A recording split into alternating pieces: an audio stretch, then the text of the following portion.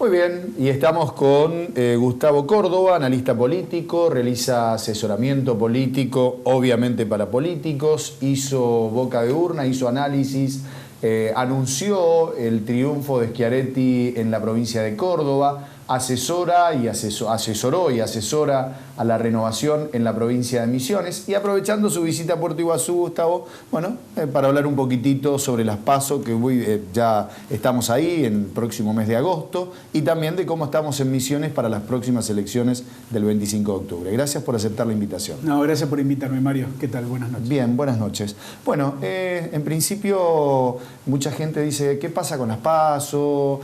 Si ya está todo medio definido, porque los partidos terminaron fusionando. ¿Están así? No, a ver, más allá de que para la elección definitiva de octubre, la primera vuelta, eventualmente, faltan 100 días aproximadamente, lo que se ve no es que hay poco clima, sino que lo que no hay todavía es un clima de alguien que pueda resultar ganador. Me parece que hay una paridad bastante notable. Nosotros vemos a Scioli, luego de la bajada de la candidatura de Randazzo, sí. Scioli prácticamente incorporó la totalidad del caudal de Randazzo, y hoy Scioli está en valores que pueden oscilar entre el 35 y el 38%.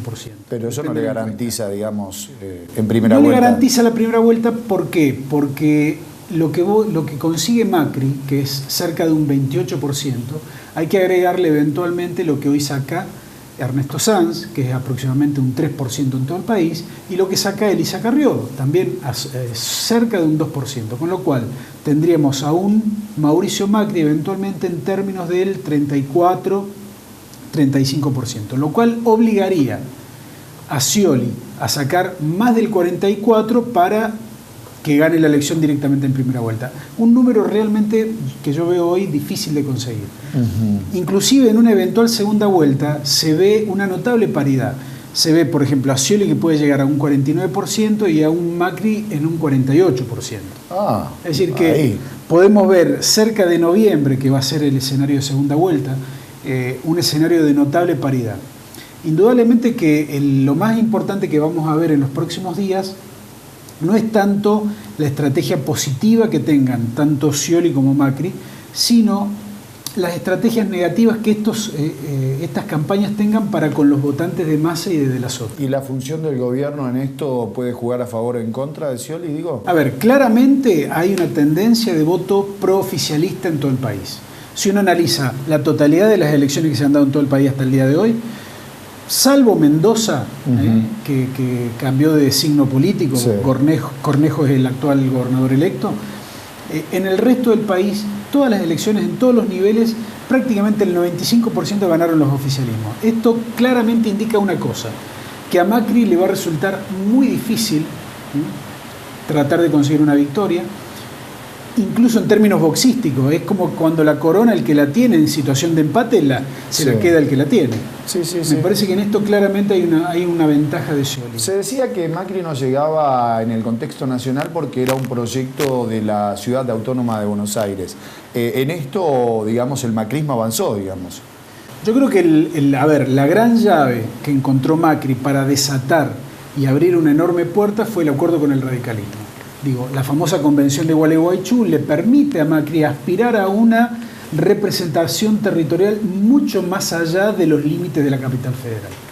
Indudablemente que el radicalismo se va a ver muy beneficiado porque de pronto de no tener concejales va a tener un montón, de no tener diputados provinciales va a tener un montón, pero indudablemente que ha sacrificado en parte su orientación ideológica, ¿no? El radicalismo claramente, de ser un partido de centro-izquierda en los 80, hoy está orientado hacia la centro-derecha. El gobernador Maurice Clos dijo en una de las últimas entrevistas que tuvimos con él que las PASO en realidad no tenían mucho sentido, que él en particular aspiraría a modernizar el sistema electoral a través del voto electrónico. ¿Coincidís con eso? Coincido, pero además yo tengo un sentimiento encontrado con las PASO. En términos conceptuales, que la herramienta sea sacar de la mesa de 4 políticos la decisión de las candidaturas y ponérsela a la gente, a mí me encanta. Ahora, que el gobierno que impuso en la reforma política las PASO por segunda vez consecutiva no la utilice para elegir su candidato a presidente, habla a las claras de, bueno, esta sensación dual, ¿no? Es decir, ¿para qué tenemos algo que realmente, desde el punto de vista democrático, es muy bueno cuando llega a la práctica no lo usamos? Ahí sí yo coincido con el gobernador Clos, que él dice que la PASO vendría a ser una encuesta muy cara para los argentinos, ¿no? Es decir, claro, si no la vamos a usar, ¿para qué la tenemos legitimada? ¿Y estamos preparados como para mutar a un sistema electoral de este que él plantea, del tipo electrónico, del voto electrónico? Yo creo que sí. Indudablemente que hay países en la región que son pioneros, sin ir más lejos, Brasil, ¿no?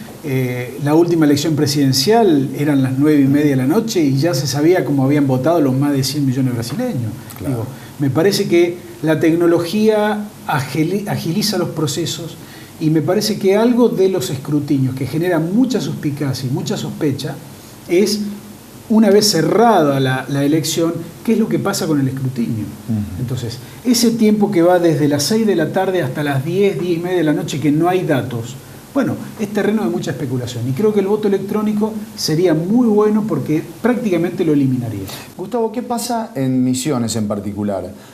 Bueno, la Renovación ya lanzó su candidato, no va a las PASO, hay que esperar quién va a ser el oponente, está el Partido Agrario, está el PRO, el radicalismo, bueno, no sabemos cómo se va a terminar definiendo eso allí, está Alex Ziegler por otro lado, que es un hombre salido del riñón de la Renovación y parece que los opositores que le pegan tanto a la Renovación después salen a buscar un hombre del mismo oficialismo para poder competir en las elecciones.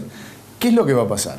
Bueno, yo creo que a nivel provincial se ve un escenario diferente al nacional. Así como en el nacional no está definido todavía quién va a ganar y se ve una notable paridad que puede ser desequilibrada por esta cuestión del oficialismo, a nivel provincial lo que se ve es una enorme fuerza, digamos, del oficialismo provincial, sin entrar a hablar de porcentajes, pero me parece que va a ser enorme la distancia que va a haber entre los candidatos del oficialismo y el resto. ¿Similar a las elecciones que hizo Maurice Clos en la provincia? No, esas fueron elecciones muy especiales, pero creo que va a haber una diferencia posiblemente superior al 20, al 25%.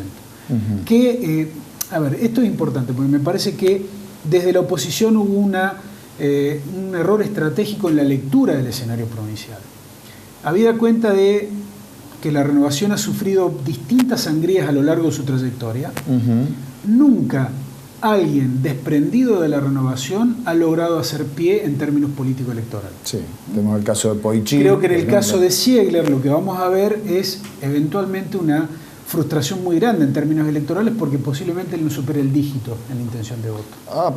Con lo cual estaría prácticamente relegado a ver cómo es la pelea entre el segundo, el tercero y el cuarto. Porque hoy prácticamente ningún candidato opositor supera el dígito como candidato a gobernador. Y lo que estamos viendo es que, como un efecto rebote, y también por mérito propio, me parece, por lo que está haciendo en estos momentos, Pasalacqua puede llegar a igualar la línea de votación de Maurice Clos como candidato a diputado y la de Carlos Rovira como candidato a diputado provincial. Creo que la Renovación, en términos generales, va a tener una gran intención de voto. Lo único que por ahí sí vemos es que Scioli todavía no está en la misma línea electoral. Entonces la Renovación lo que debe hacer en la provincia de Misiones, con Clos como gran motor y con Pasalacqua y con Rovira también como formadores de opinión muy importantes, tratar de levantarlo a Scioli y ponerlo en el mismo nivel electoral. Hablábamos, Gustavo, del panorama provincial y te quiero traer al terreno local porque quizás lo mismo que se va a dar en Iguazú se termine dando en toda la provincia de Misiones o en varios municipios, ¿no? Entre ellos el tema de la disputa entre dos hombres de la Renovación, Marcelo Sánchez y Claudio Filipa. ¿Cómo está el panorama a nivel local y cómo está posicionada la oposición? Primero, yo creo que en Iguazú, coincido, hay una gran similitud con el escenario provincial, de la dificultad de la oposición de hacer una lectura adecuada y proponerle una adecuada representación política a esos votantes. Me parece que por defecto la mayoría de los vecinos de Iguazú va a terminar votando la Renovación en porcentajes realmente importantes, superiores incluso al 50 o al 60%. ¿Va a ser la mejor elección de la Renovación, crees vos? Es posible, sí. Difícil de igualar el porcentaje que obtuvo Clos hace 4 años como candidato a gobernador, ¿no? Que sacó prácticamente un 80%. Claro. Pero creo que la Renovación a nivel municipal va a superar sin dudas el 50%. Dentro de ese 50%, los dos candidatos excluyentes son, obviamente, el actual intendente, Marcelo Sánchez, y el ex intendente Claudio Filipa. Y al respecto está bueno hacer un análisis comparativo, porque ambos tienen indudablemente mucha experiencia, mucha trayectoria política. En el caso de Filipa tiene todavía un diferencial positivo interesante en su imagen, pero lo que estamos viendo nosotros es que debido a que está más representado en él el pasado, tiene un techo electoral muy corto. ¿Qué significa esto? Que posiblemente Claudio Filipa no logre superar el 20% de intención de voto final. En el caso de Marcelo Sánchez, yo que vengo de afuera cada tanto y veo los cambios en la ciudad, hay un 70% de vecinos de la ciudad de Iguazú que ven o que aprueban en general la gestión de Marcelo Sánchez. Y esto le permite al intendente aspirar a lograr una mayoría electoral. ¿Por qué?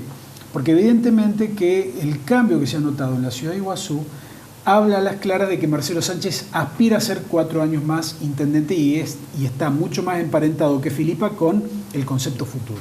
Entonces, esta discusión de quién puede llegar a ganar, yo creo que indudablemente Marcelo Sánchez tiene muchas más chances hoy que Filipa, y que además la renovación con estos dos candidatos indudablemente que va a acompañar fuertemente la candidatura de Paz al Arco. Nos retraemos o retrotraemos 4 años atrás y vemos a un Marcelo Sánchez que en algún momento hasta se dijo que entró por la ventana, porque a través de un frente electoral logró alzarse con el poder. Hoy podemos decir que hablamos de un Marcelo Sánchez que tiene peso político propio, que ya no depende de esa alianza. Yo lo que creo que está claro, y esto me parece que está bueno decirlo, Marcelo Sánchez ha demostrado un liderazgo muy fuerte en la ciudad. Y creo que eso se le está reconociendo por primera vez, creo yo, en muchos años. Esa impronta de una gestión que quizás no es muy demostrativa ni declarativa, porque lo cierto es que es una gestión que se basa mucho más en los hechos. Claro, pero... Yo creo que la mayoría de los vecinos se encuentra con las obras, se encuentra con el asfalto, con el alumbrado. Pero quizás lo que más le cuestiona al actual jefe comunal es el hecho de no ser tan carismático como Claudio Filipa, por ejemplo. Exacto, es probable, pero a ver, creo que también hay un gran segmento de vecinos de la ciudad de Iguazú que ya querían un poco más de progreso, es decir, no tanto carisma y sí aplicar obras que se ven en otras localidades de la provincia y que a Iguazú no habían llegado nunca. ¿Vos crees que la gente entendió que de repente estos 4 años fueron de ordenamiento de la ciudad? Yo creo que fueron una gran oportunidad. La gente votó hace 4 años de darle una oportunidad a la ciudad para crecer. Me parece que Filipa en ese sentido, por eso lo emparentan más al pasado, ¿no? Un pasado indudablemente muy vinculado también a los problemas económicos de la década del 90, ¿no? Y la salida de los 90 en todo el país. Indudablemente que Filipa a lo mejor no tuvo todo disponible o todo a mano como para hacer las cosas que le hubiera gustado hacer. Pero lo cierto es que le tocó a Marcelo Sánchez encarar una etapa de reconstrucción de la ciudad. Y creo yo que la tarea emprendida, si uno le pregunta a la gente si Marcelo Sánchez merece 4 años más, es probable que prácticamente un 60, un 65% de los vecinos de Iguazú contesten de manera afirmativa. Pero si vos vas y hoy le preguntás a la gente, muchos te dicen, y yo creo que gana Filipa, pero después le preguntás, ¿vos lo votarías? Ahí no tenés respuesta también. Bueno, hace 4 años pasaba algo similar. ¿Qué nos encontramos nosotros hace 4 años? Un panorama en el cual todo el mundo decía que votaba a Filipa, todo el mundo decía que ganaba Filipa, pero cuando veíamos las encuestas nos dábamos cuenta de que había un enorme rechazo a votarlo a Filipa y que había una gran expectativa de corte de boleta. De hecho, yo creo que tanto Mauri Clos como Marcelo Sánchez fue el corte elegido.